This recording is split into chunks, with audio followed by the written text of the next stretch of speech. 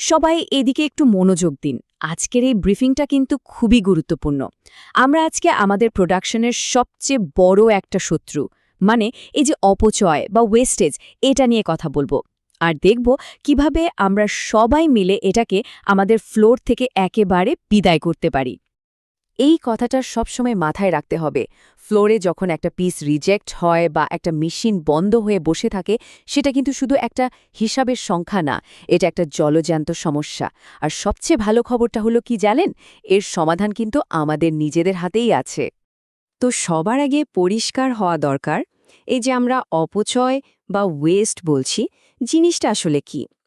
একদম সহজ কথায় বললে, এমন যে কোনো কাজ যা আমাদের প্রোডাক্টের কোনো ভ্যালু বাড়াচ্ছে না, মানে কাস্টমার যার জন্য এক পয়সাও বেশি দেবে না, কিন্তু আমাদের সময়, টাকা আর খাটুনি দুটোই বাড়াচ্ছে, সেটাই হলো অপচয়। এখন কথা হলো, এই অপচয়গুলো আমরা ফ্লোরে চিনব কিভাবে? এর জন্য একটা খুব সহজ ফর্মুলা আছে, মনে রাখবেন, ডাউন টাইম। শুধু এই একটা শব্দ যদি আমরা মাথায় রাখি, তাহলে প্রোডাকশন লাইনের ৮টা বড় বড় অপচয় আমরা খুব সহজেই ধরে ফেলতে পারব।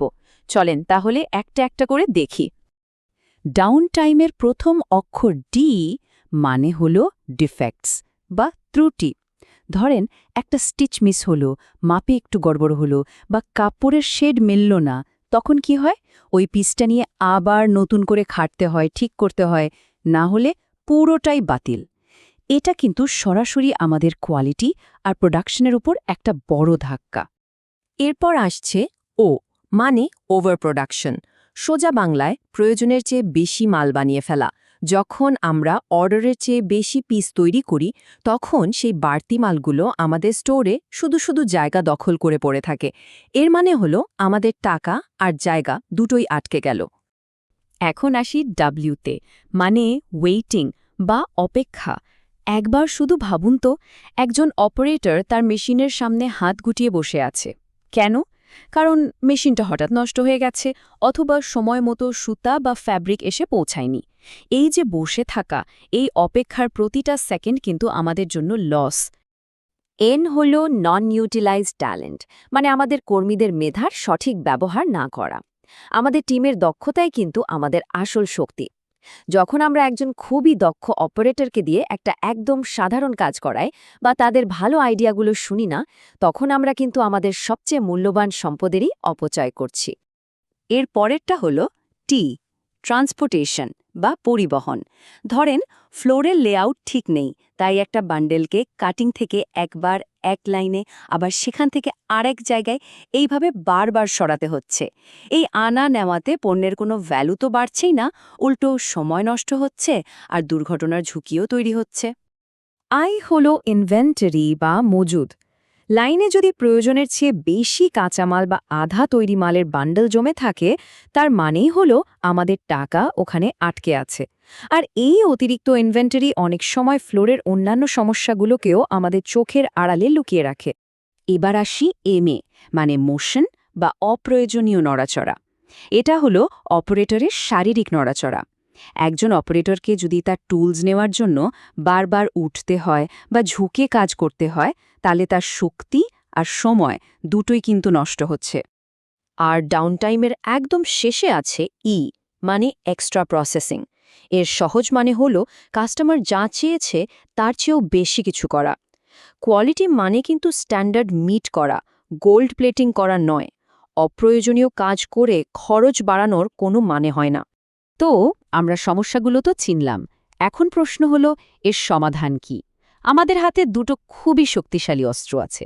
একটা হলো 5S আর অন্যটা হলো স্ট্যান্ডার্ডাইজেশন, মানে প্রত্যেকটা কাজে একটা নির্দিষ্ট নিয়ম তৈরি করা। চলেন দেখি এগুলো কিভাবে আমাদের সাহায্য করবে। একটু স্ক্রিনের দিকে তাকান। বাম দিকে দেখুন সাধারণ সমস্যাগুলো। অপারেটরকে কষ্ট করে ঝুঁকে কাজ করতে হচ্ছে, দরকারের সময় টুলস খুঁজে পাচ্ছে না। আর ডান দিকে তাকান, সমাধানগুলো কত সহজ।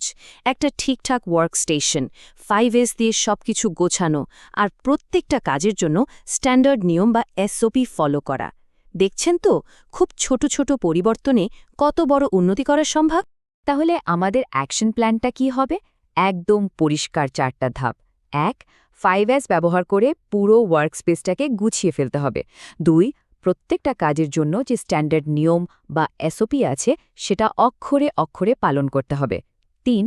মেশিন খারাপ হওয়ার জন্য অপেক্ষা না করে আগেই তার দেখাশোনা করতে হবে। আর 4. লাইনে যাতে কাঁচামালের প্রবাহ একদম স্বাভাবিক থাকে সেটা নিশ্চিত করতে হবে। দেখুন, এই সব কিছু করার উদ্দেশ্য কিন্তু শুধু প্রোডাকশন বাড়ানো না, এর সাথে আমাদের পুরো টিমের নিরাপত্তা আর ভালো থাকাটাও জড়িত। যখন আমরা অপচয় কমাই তখন আসলে আমরা সবার জন্য একটা ভালো আর নিরাপদ কাজের পরিবেশ তৈরি করি। এই ছবিটা দেখুন, বিষয়টা একদম পরিষ্কার হয়ে যাবে।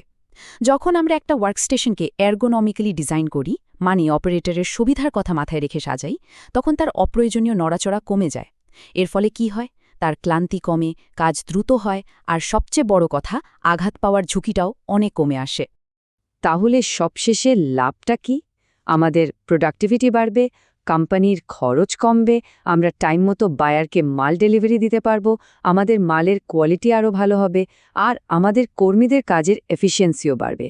মানে লাভটা কিন্তু সব দিক থেকে আমাদের সবার। মনে রাখবেন, এই আলোচনাটা কিন্তু শুধু আজকের এই 1 ঘন্টার জন্য না। এই অপচয় খুঁজে বের করা আর সেটাকে সমাধান করাকে আমাদের প্রতিদিনের রুটিনের একটা অংশ বানাতে হবে। একজন সুপারভাইজার হিসেবে এটা আপনাদের অন্যতম প্রধান একটা দায়িত্ব। এই চেকলিস্টটা হলো আপনাদের জন্য আজকের সবচেয়ে কাজের জিনিস। কাল সকাল থেকে প্রত্যেক সুপারভাইজার তার লাইনে ঘুরবেন আর এই ডাউনটাইম লিস্ট মিলিয়ে দেখবেন কোন কোন অপচয় চোখে পড়ছে। যা দেখবেন সেটা নোট করবেন এবং তার সমাধানের জন্য কী ব্যবস্থা নিলেন সেটাও লিখে রাখবেন। তাহলে আমার শেষ প্রশ্ন আপনাদের সবার কাছে। আগামীকাল সকালে যখন আপনারা নিজের লাইনে যাবেন, এই 8টা অপচয়ের মধ্যে কোনটা হবে আপনাদের প্রথম টার্গেট? প্রত্যেকে মনে মনে ঠিক করে নিন, কারণ আসল পরিবর্তনটা কাল সকাল থেকেই শুরু হবে। সবাইকে ধন্যবাদ। To get all kinds of updates of the RMG sector, subscribe to the RMG Tips channel and stay with us. Thank you.